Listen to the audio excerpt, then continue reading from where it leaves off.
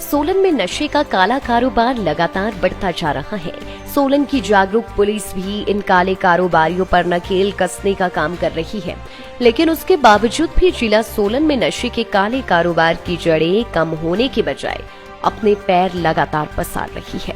आए दिन नौजवानों को नशे की खेप के साथ गिरफ्तार कर सलाखों के पीछे पहुंचाया जा रहा है। कई युवा नशे की ओवरडोज के कारण अपनी जान तक गंवा चुके हैं, जिसको लेकर प्रशासन और स्थानीय व्यवसाय दोनों चिंतित हैं। सोलन के व्यापारी मुकेश गुप्ता ने भी इसको लेकर चिंता जताई है। उन्होंने परिजनों को सजग रहने के लिए भी आह्वान किया। व्यवसायी मुकेश गुप्ता ने चिंता जाहिर करते हुए कहा कि सोलन में लगातार नशे का काला कारोबार बढ़ता जा रहा है,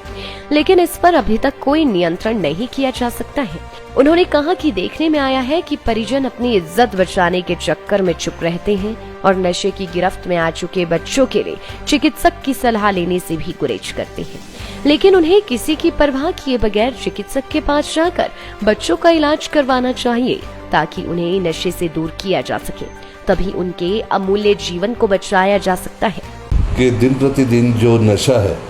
नशा जो पहले था कि सिगरेट बीड़ी का नशा या शराब का नशा,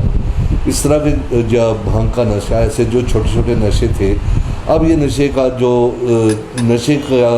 करने का जो ढंग है वो बदल चुका है। अब ये केमिकल नशे की तरफ हमारे यहाँ युवा वर्ग चल पड़ा है, जिसमें कि चिट्टा वगैरह इस तरह की जो चीज़ें हैं, और दिन रात पुलिस अपनी तरफ से पूरी मेहनत कर रही है इस पे नकेल कसने की, और वो दिन रात प्रयास करने का। जैसे ही आपने बताया कि कल भी परमाणु के अंदर में 8 पॉइंट समथिंग जो चिट्टा पकड़ा गया है, पुलिस अपनी तरफ से प्रयास कर रही है। लेकिन मेरा मानना ये है कि जब तक इस प्रयास के अंदर आम जनता अपना सहयोग नहीं करेगी, तब तक इसको रोक पाना बहुत ज़्यादा मेरे हिसाब से नामुमकिन है।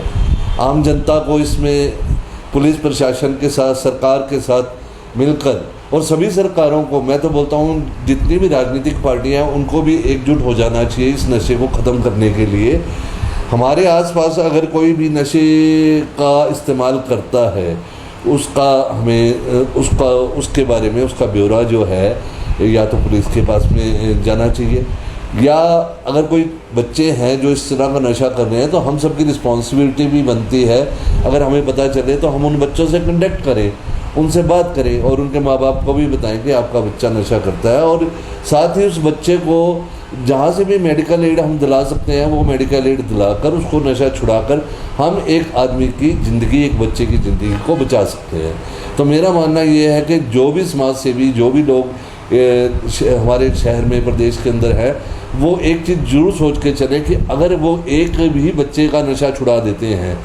और उन प्रयास ऐसा करते हैं, तो मुझे लगता है कि उन्होंने एक ज़िंदगी को बचा दिया। जैसे रक्तदान की बात होती है कि एक यूनिट रक्त एक आदमी की ज़िंदगी बचा देता है, उसी तरह से अगर हम ये प्रयास मिलकर करेंगे सारे, तो मुझे लगता है इस नशा रूपी जो ये दानव है, इसको हम अपने प्रदेश से बाहर भगा सकते हैं। मैं अपने आप भी, मेरे कंटेक्ट में कुछ ऐसे बच्चे, नौजवान आए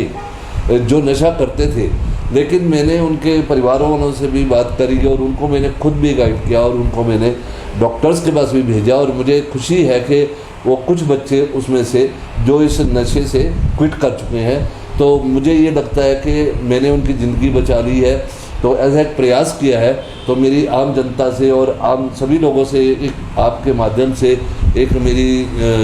अपील है कि आप सब मिलकर इस नशे रूपी जो दानव है, इसको अपने प्रदेश से, शहर से निकालने के लिए अपना सहयोग जरूर दें। लाइफ टाइम्स टीवी के लिए सोलन ब्यूरो की रिपोर्ट।